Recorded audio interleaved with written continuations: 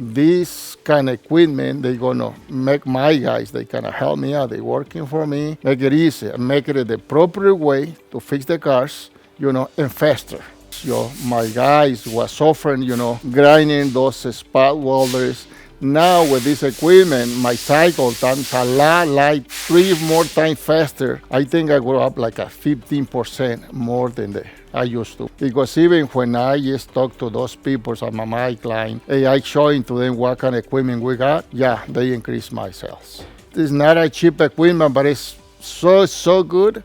I recommend it. If they can buy it, buy it.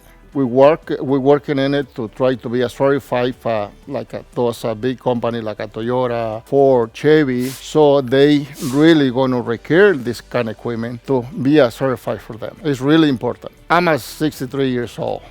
So at least I see I open another store, another shop. My son, he's working with me. I mean, he got a different plans. I mean, he planning to open not only one more.